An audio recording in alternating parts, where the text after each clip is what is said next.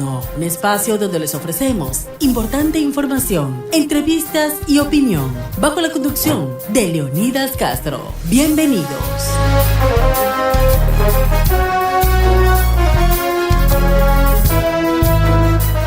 Buenas noches, ¿cómo están? Bienvenidos. Soy Leonidas Castro con ustedes aquí en un programa más de Diálogo Nocturno. Gracias por estar en nuestra sintonía en el 98.9 FM, a quienes nos escuchan a través de la radio, también a quienes nos ven a través de nuestros medios digitales I99 Media en el @I99. Gracias por estar con nosotros a esta hora, pues ya llegando prácticamente a lo que es el día del cierre de la jornada electoral. El silencio electoral empieza justamente esta medianoche y vamos a hablar de lo que ha sido un poco esta propuesta del presidente Daniel Noboa, la consulta popular y referéndum, en donde se están planteando algunos cambios. Y para ello pues quiero darle la bienvenida. Justamente está con nosotros el abogado Leonel Fuentes Sáenz de Viteria, él es decano de la Facultad de Jurisprudencia de la Universidad de Guayaquil. Quiero agradecerle, abogado, ¿cómo está? Muchas gracias, bienvenido a Diálogo Nocturno. Muy buenas noches, muchas gracias por la invitación y bueno, presto a conversar en Diálogo Nocturno sobre todo lo que ustedes quieran respecto de lo que va a pasar este día domingo con el Ecuador entero. Abogado, hay mucha expectativa. El presidente Daniel Noboa justamente cerraba campaña acá en Guayaquil, en una zona popular. ¿Cuál cree usted que podría ser la reacción del ciudadano a sabiendas de lo que ya está planteado? Todos sabemos cómo estamos viviendo en el Ecuador. Hay una tesis del gobierno que señala que la constitución que tenemos actualmente no permite justamente luchar contra el crimen organizado, no permite que el gobierno pueda tener la inversión extranjera. Debemos ir a un cambio. Y por otro lado están los opositores, quienes señalan que son los gobernantes los que no pueden manejar las constituciones, que la constitución iba a durar 100, 150 años, pero bueno, vamos a tener que reformarla a los 17. ¿Cuál es su opinión, abogado? Bienvenido. Bueno, la pregunta es sumamente interesante porque hay una especie de confusión en la ciudadanía. Correcto. Y claro, esto no es materia, digamos, de conocimiento, de cultura general. Entonces se piensa que las constituciones son textos sagrados, más o menos como el Corán y la Biblia, ¿no? Y que son textos que son inmodificables y que tienen que llegar a un estallido social, una revolución para que se cambien. Y no es cierto. No solo porque hay países en el mundo que no tienen constituciones escritas. De hecho, Inglaterra, Nueva Zelanda, Canadá, Israel, son países que no tienen constituciones escritas. Y no dejan de ser países, y creo que hasta ellos están en otras condiciones económicas, de pronto en otras cuestiones que finalmente no dependen de una constitución como la tenemos nosotros, tan espesa, ¿no? De 444 artículos. Por otro lado, las constituciones hoy en día, en el siglo XXI, deben convertirse en esos textos vivos que vayan de una u otra manera recogiendo los cambios que se requieren y los desafíos y los retos que requiere, por ejemplo, el Estado ecuatoriano en el momento actual. Es probable que también existan constituciones que puedan durar mucho tiempo, ¿no? La Constitución de los Estados Unidos tiene más de 230 años, ¿no? Pero es una constitución de 7 artículos. Entonces, claro, cuando tiene 7 artículos, tú puedes comprender de que la mayoría de la normativa está desarrollada de forma infraconstitucional. Pero en el Ecuador tienen una constitución sumamente espesa con 444 artículos y casi que atas a toda la administración pública a un texto constitucional. Así que esto de modificar la constitución no es algo, digamos, nuevo, sino que más bien creo que es el reflejo de lo que necesita el Ecuador en este momento. Y esperemos que sea obviamente una constitución que ampare todos los derechos humanos y que finalmente logre empoderar mucho más a la ciudadanía. Abogado, el país tiene realmente una decisión muy importante este día domingo. Mucho dependerá de lo que pase allí, cuál podría ser el camino que continúe el presidente Daniel Noboa. Él está confiado, él espera que la ciudadanía vote mayoritariamente por el sí y se permita llegar a una asamblea constituyente. ¿Qué deberíamos esperar en caso de que se dé la voluntad soberana de apoyar la consulta y referéndum del presidente Daniel Noboa y tengamos que escoger asambleístas constituyentes? Pero la pregunta del ciudadano es, ¿vamos a repetir la asamblea que tenemos actualmente que no le gusta a la gente? Primero se dijo una cosa y después cuando se empieza a legislar vemos que no es lo que se esperaba y mucha improvisación, mucho apoyamos siempre a los jóvenes, pero no podemos tener tampoco a chicos tan jóvenes queriendo legislar temas complejos de jurisprudencia, que en mi caso personal, un criterio muy personal, yo creo que las constituciones deben hacerlas quienes saben de leyes, los juristas y obviamente el resto de la sociedad, pero siempre con un soporte legal de gente que entiende de leyes. ¿Qué pasa si escogemos una próxima asamblea constituyente y se improvisa? No, ¿Cuál podría mire, ser el resultado? esa pregunta, a ver, es que lastimosamente, si usted quiere garantía de algo, tiene que comprar un electrodoméstico, algo que le dé un documento firmado de que si no funciona durante el tiempo usted pueda reclamar. Eso no puede pasar con una norma, con las constituciones de los países. A lo que me quiero referir es que no hay garantía de eso. ¿Por qué razón? Porque estos textos van a ser generados por unos asambleístas constituyentes que van a ser elegidos mediante el voto popular, y yo no le puedo garantizar ni diálogo nocturno, ni el decano de la Facultad de Jurisprudencia que la gente sepa votar y que la gente vote por los mejores hombres y mujeres, ni tampoco le podemos garantizar de que los partidos políticos que inscriban candidaturas, pongan a sus mejores elementos del partido, los mejores adherentes, o a los mejores hombres y mujeres, a la gente más profesional, más proba para poder hacer una constitución, de tal manera de que esto ya parte de un problema ético de los partidos políticos y un problema, digamos, conceptual de la ciudadanía. No podemos obligar a que la gente vote bien, si no, no fuera democracia. Lastimosamente, el nivel de cultura electoral nuestro es muy bajo. Y lo que va a pasar es que es probable que vayan influencers, que vaya mucha gente de farándula, deportistas, que pueden ser muy buenas personas, pero que finalmente sean escogidos por su popularidad y no porque de pronto tengan alguna experiencia, alguna garantía de que pueden hacer una norma jurídica, digamos, con técnica, ¿no? Pero ahí está el reto. El Ecuador tiene que repensar justamente esta posibilidad y yo aspiro, ¿no? Y el sueño de todo ecuatoriano es que tengamos una constitución que sea realmente el reflejo de nuestra esperanza, de nuestros sueños, de que sea una constitución que nos ampare a todos y a todas, pero principalmente que nos deje trabajar, que nos garantice al menos un camino para que se realicen las personas y los colectivos. Pero no hay garantía de nada. La respuesta es que no podemos decirle a la ciudadanía que eso va a pasar. Aspiramos que la gente vote bien. Lastimosamente, la Corte Constitucional avaló para que esta pregunta se integre en la consulta del día domingo 16, para que se avaló, digamos, el estatuto. Y el estatuto es justamente el documento que regula cuál va a ser el funcionamiento de la Asamblea y cómo se van a elegir, cuáles son los requisitos para elegir a los asambleístas constituyentes. Y son los mismos requisitos que están en la actualidad para asambleístas en el Parlamento Nacional.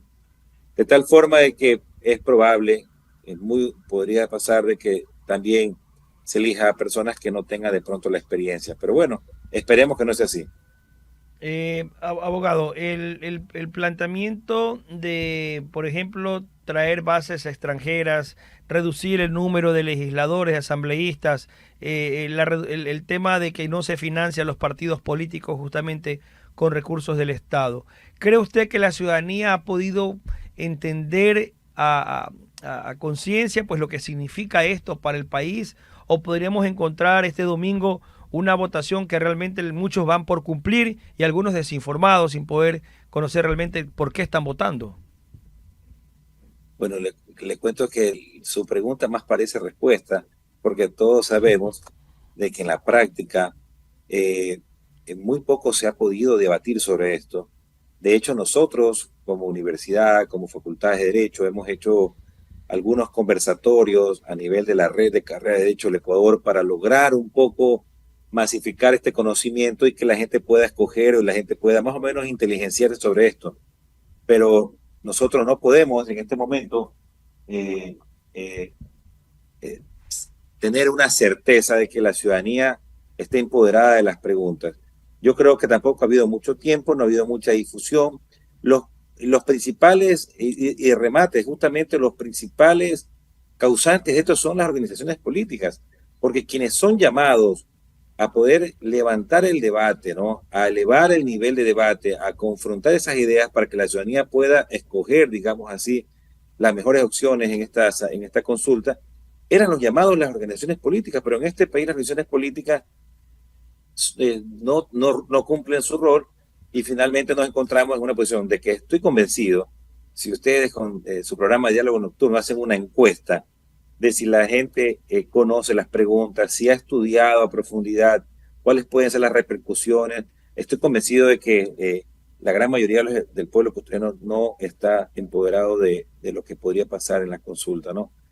Por suerte, las 4 preguntas, considero que son 4 preguntas que de pronto tienen algún beneficio para la ciudadanía y que por sentido común de pronto se podría deducir que la gran mayoría de los ecuatorianos podrían estar a favor de estas preguntas, ¿no? Porque si a mí me dicen, bueno, dejemos de financiar o quitémosle el financiamiento a los partidos políticos, que es una de las preguntas del fondo partidario, bueno, cualquiera dice, bueno, es mejor no darle los recursos porque no se ve que se organicen los partidos de tal forma de que utilicen de forma correcta estos recursos. Tal vez el tema de las bases militares requiere una mayor profundidad, digamos, en el análisis, pero bueno, en la situación en la que nos encontramos, con el crimen organizado, con los altos índices de criminalidad, creo que cualquier persona, más o menos con un criterio mínimo, podría pensar que es positivo para la sociedad. Y bueno, y una asamblea constituyente también, y bueno, en reducción del número de asambleístas, que es otra de las preguntas, bueno, también podríamos decir que solo con un poco de sentido común, podríamos decir que a veces podría ser mejor tener menos asambleístas que la misma cantidad que tenemos actualmente, ¿no? Y lo de la constituyente, que sería la pregunta de referéndum, la pregunta de consulta, que requiere mucha más profundidad en el análisis, bueno, creo yo que ahí podría haber, digamos, alguna dificultad, pero considero de que está atada esta pregunta a las otras y finalmente la gran mayoría de los ciudadanos van a escoger, digamos, esta postura de tener una nueva Asamblea Nacional Constituyente. La posibilidad de reformar la Constitución en caso de que gane el sí podría implicar que se deje fuera de la estructura del Estado, por ejemplo, al Consejo de Participación Ciudadana, volver como éramos antes, un poder constituido, ejecutivo, legislativo y judicial. ¿Podría ocurrir eso? ¿Debería regresar al Ecuador a ese estilo que tenía la Constitución del año 98, por ejemplo? Mire, yo comparto 100% lo que usted me acaba de preguntar y lo he venido diciendo en diversos foros, ¿no? ¿Por qué razón? Porque esto es simple, ¿no? Esto es más o menos como que usted tenga un equipo de fútbol. ¿Usted con quién se quiere comparar cuando tiene un equipo de fútbol? ¿Con los equipos de la tercera categoría del fútbol nacional? ¿O se quiere comparar con los mejores, con el Real Madrid, con el Bayern del Múnich, con el Manchester United, ¿no? Con el Barça, ¿no? Yo soy fanático del Barça, con el Barça, ¿no? Usted se compara. Y entonces dígame en qué parte del mundo, en Europa, por ejemplo, ya, o en Estados Unidos, existen 5 poderes del Estado. Solo Bolivia, Venezuela y Ecuador me parece que somos. Ni en África.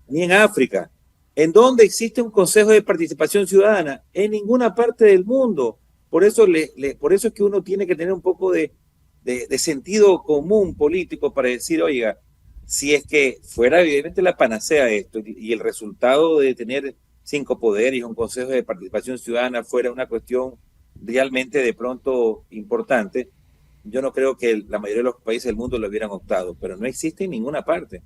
El tema de participación ciudadana, algo similar aquí cerca en Venezuela, algo similar en Bolivia, pero no tienen sino solo en Ecuador. Entonces, creo que la respuesta está dada en función de que tenemos que volver a la trilogía de la división tripartita de las funciones del Estado. Un poder ejecutivo, un poder legislativo y un poder judicial. Y estos 3 poderes tienen que tener sus contrapesos que deben estar en la Constitución para lograr de que ninguno de los poderes absorba al otro y que solo exista la posibilidad de que un ente como la Corte Constitucional pueda en un momento determinado, digamos, resolver un conflicto de competencia entre estos poderes del Estado. Pero de ahí, eso ha funcionado aquí y en todas partes del mundo, no ahora. Desde la Revolución Francesa de 1789 y desde la Revolución Americana con la primera Constitución de 1787. Entonces, estamos hablando de cientos de años que hemos tenido 3 poderes del Estado. Abogado, me quedan 3 minutos y quiero consultarle algo que el presidente ha ido también promoviendo y que es parte del debate público que tiene que ver con las reformas al Instituto Ecuatoriano de Seguridad Social. Dividir la parte de la caja de pensiones con la parte de salud que maneja el Seguro Social. El presidente lo decía justamente esta semana que pidió licencia para hacer campaña por la consulta por el sí.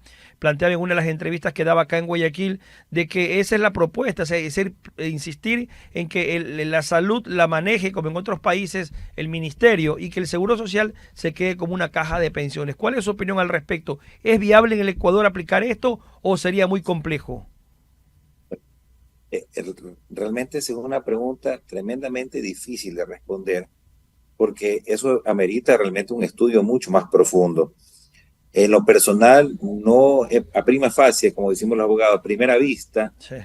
Tendría yo que tener un FODA que nos permita ver cuáles son las fortalezas, las oportunidades, las debilidades y las amenazas de este cambio constitucional. Si me dicen a mí, digamos, de buenas a primeras, me dicen a mí, este sería un cambio que creo yo que no le conviene al Ecuador. Pero si me dicen a mí, bueno, el Estado va a tener una inversión pública previa para construir 20 hospitales nuevos de paquete, y entonces a lo que se ha absorbido por el servicio, digamos, de salud por el Estado, creo yo que tendríamos unas mejores condiciones. Pero tal como lo vemos en la actualidad, creo que es muy complicado, pero eso requiere un profundo análisis y realmente ver si el asegurado, porque el Instituto Ecuatoriano de Seguridad Social no es del gobierno, es del Estado, pero principalmente de los asegurados que aportamos mensualmente todas nuestras prestaciones para que se mantenga este seguro social ecuatoriano. Muy bien, muchísimas gracias, abogado Leonel Fuentes, decano justamente de la Facultad de Jurisprudencia de la Universidad de Guayaquil. Muchas gracias, veremos lo que pasa el día domingo. Que tengan una buena noche. Muchas gracias, buenas noches. Muy bien, seguimos con más de Diálogo Nocturno, pues ahora tenemos ya nuestra segunda entrevista de esta noche. Está con nosotros Giovanni Atariguana, él es director nacional de Unidad Popular. Quiero agradecerle a Giovanni por estar con nosotros. Giovanni, buenas noches, ¿cómo está? Bienvenido, soy Leonidas Castro. Muy buenas noches, Leonidas, un fuerte abrazo, un saludo a toda la audiencia de Radio Dino 29, a todo el pueblo guayaquileño y en general del Ecuador. Giovanni, ustedes han hecho campaña por el no y justamente en este día que se cierra este proceso de justamente de lo que significaba, ya empezamos con el silencio electoral, lo que significaba la campaña por el sí y por el no. ¿Por qué ustedes apostaron a un no, Giovanni? La ciudadanía quiere que haya lucha contra la delincuencia organizada, que tengamos mejores días los ecuatorianos. ¿Por qué por el no, Giovanni? Leonidas, el pueblo quiere cambios, quiere que se resuelvan los problemas, la inseguridad, la falta de trabajo, el tema de la salud y la educación. Pero ninguna, absolutamente ninguna de las preguntas que ha hecho Daniel Noboa resuelven esos problemas. Simplemente se trata de distractivos.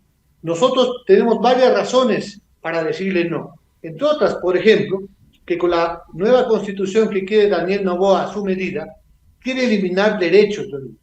Por eso es que nosotros hemos resuelto defender, por ejemplo, el derecho a la salud pública, defender el derecho a la seguridad social. El presidente Noboa anunció que su interés es que el IES ya no haga la prestación de salud.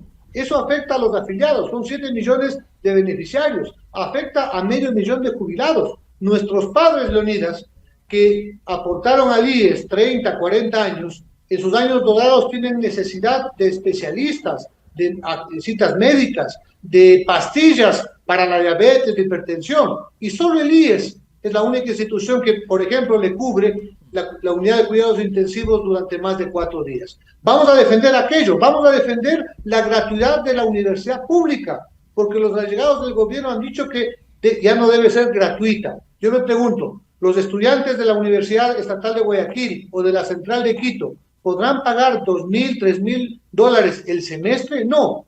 Evidentemente se trata de defender entonces el derecho a la educación.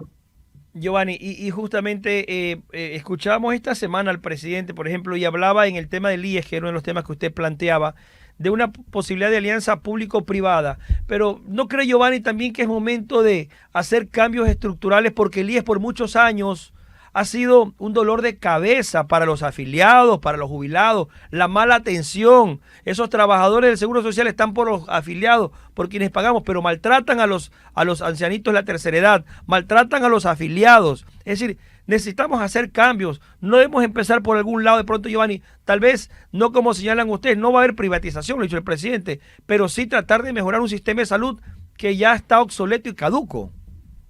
El tema, Leonidas, es que no le creemos al presidente. Cuando él habla de alianzas público-privadas con el sistema de salud del IES, está hablando de privatizaciones.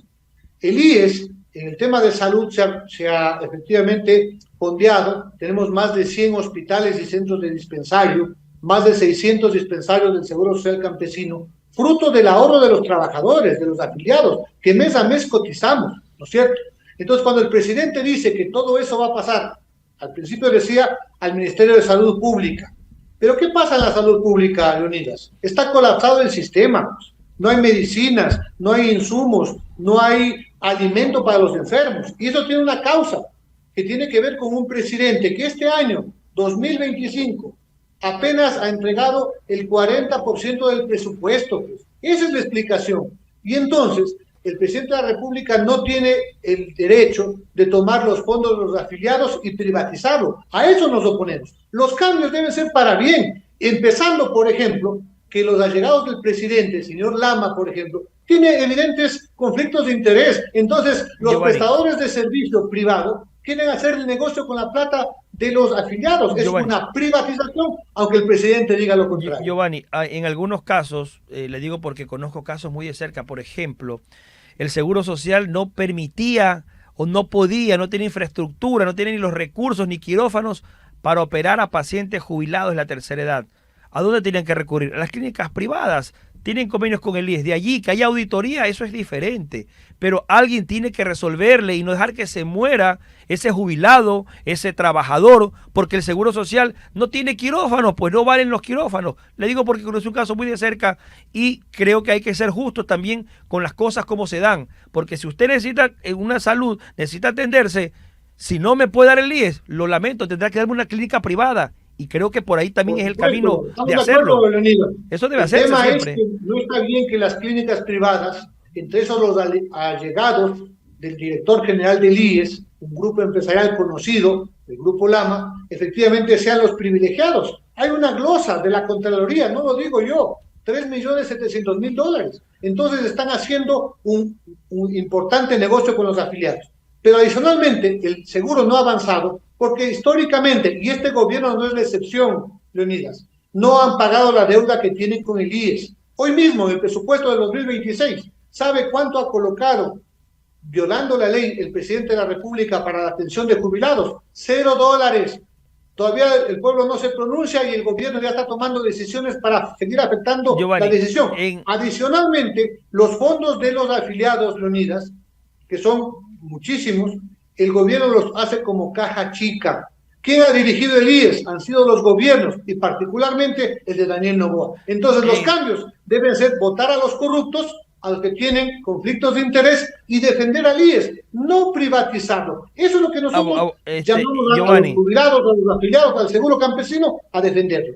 Giovanni, en esta propuesta también ustedes están pidiendo cambios, pero ¿cuál es la solución? ¿Cuál es la salida? Porque si nos oponemos a todo, la pregunta es, bueno, ¿qué queremos? ¿Seguir el statu quo, donde vemos que el país no ha funcionado, donde vemos que la pobreza ha aumentado en los últimos años, donde vemos que la inseguridad ha golpeado? ¿Por qué no permitir, Giovanni, este flagelo mundial que es universal, como es el narcotráfico, el crimen organizado? ¿Por qué si los delincuentes se unen transnacionalmente, por qué nosotros no podemos pedir soporte de ayuda internacional extranjera, pero no para que violar la soberanía? Lo que se plantea es ayuda justamente porque solos no podemos, no tenemos ni los recursos ni la tecnología, Giovanni. Por ejemplo. Vamos por partes. Usted ha dicho una cosa que es cierta: ha aumentado la pobreza, ha aumentado el desempleo, hay inseguridad. ¿Quién es responsable? El gobierno y sus políticas económicas. Pero se arrastra de años. Giovanni, hay que ser justos. Hay que ser justos. Esto no es solo de ahora, esto viene de años atrás. Es un poco para clarificarlo. Porque hay que ser justo. Como periodistas siempre queremos ser justos y transparentes. Esto no es de ahora. Esto viene de años, mi querido Giovanni. No es de ahora. Siga. Si me permite, dar mi opinión, entiendo que no es la suya, ¿no es cierto? Pero ¿quién es responsable del costo de la vida aquí y ahora? El presidente Noboa nos subió 3 puntos del IVA, encareciendo el costo de la vida. Hoy publicaron la canasta básica a nivel nacional, $823. Ciudades como Guayaquil, 840. Ciudades como Quito, $855. El 70% de la población no avanza. Y es responsable del gobierno, pues, porque no invierte en obra pública, porque le entrega ni siquiera la mitad del presupuesto a salud y educación. Esa es política pública del gobierno. Entonces, nosotros necesitamos que el gobierno tome decisiones y no se ampare que la Constitución no le permite. Cooperación internacional, por supuesto, pero sometimiento jamás. Giovanni, Colombia tiene 8 bases militares y no se ha resuelto el tema de la inseguridad.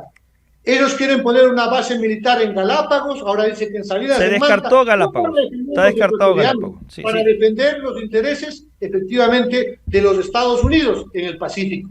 Giovanni, sí, un poco también ya llegando al tema, ya en la parte final, el tema del Ecuador que necesitamos. Necesitamos un Ecuador de unidad. Ustedes tienen un nombre, unidad popular, pero esa unidad tampoco puede ir discriminando o podemos olvidarnos de los errores del pasado que terminaron explotándonos en la cara en estos tiempos, porque lo que han pasado con los gobiernos anteriores también es cierto de que se cometieron muchos atracos. Vemos, por ejemplo, el tema de los hospitales, los negociados que hubo en los gobiernos anteriores, y estamos pasando justamente estos problemas porque hay una estructura que se reconoce que es de años, que no es de ahora. ¿Cómo encontramos esa unidad popular haciéndole nombre a su movimiento, la unidad de todos los ecuatorianos para sacar adelante? Porque es lo que necesitamos, más allá de las diferencias que hayan entre políticos. Por supuesto que estamos por la unidad, Leonidas, y por eso invitamos al pueblo a unirnos para defender la vida, para defender los derechos, a no permitir que los de siempre se lleven la riqueza del país. Le pongo un ejemplo, Leonidas. El presidente Noboa, con su mayoría en la Asamblea, aprobó una ley. ¿Para qué? La ley de integridad pública. Para que le perdonaran a la corporación Noboa $98 millones de impuestos. Preguntémonos a los ecuatorianos si nos perdonan un solo centavo de interés la banca cuando debemos un crédito. Abogado, sin embargo, el presidente Noboa, graciosamente, desapareció una deuda de 98 millones. Entonces, con ese tipo de gente no se puede hacer unidad porque están pensando solamente en sus negocios. Deben pensar en el conjunto del país, políticas para reactivar la economía, bajar las tasas de interés. Debería plantearse el presidente de la República, por supuesto, atender las demandas del pueblo. Vamos a discutir, Leonidas, este mes, independientemente de la consulta, el presupuesto del año 2026. Usted sabe que para el IES le ponen $0 en salud. Usted sabe que están rebajando en 120 millones el presupuesto de las Fuerzas Armadas, pero sin embargo no les cobran los impuestos a los grandes evasores, que son los mismos de siempre. Entre esos, la corporación Noboa. Vamos a ver qué pasa el día domingo, Giovanni. Es una jornada democrática y que, por supuesto, los ecuatorianos deberán manifestar si hay que respetar esa decisión popular. En democracia, pues, lo que la mayoría disponga habrá que hacer. Ya habrá posibilidades de conversar. Gracias, Giovanni. Quiero agradecerle. Que tenga usted una buena noche. Un fuerte abrazo y decirle al pueblo ecuatoriano que decida efectivamente con la razón y con el corazón. Gracias. Hay que estar bien informado, por supuesto, y el día domingo cumplir con esa voluntad popular, también, por supuesto, con ese deber democrático que tenemos todos los ecuatorianos, votar bien informados. Acá justamente esa es la cocina. Gracias, que tengan una buena noche. Aquí llegamos a la parte final del diálogo nocturno. Será hasta la próxima. Recuerden que empezamos justamente a la medianoche con el silencio electoral. Nos vemos el próximo domingo. Buenas noches.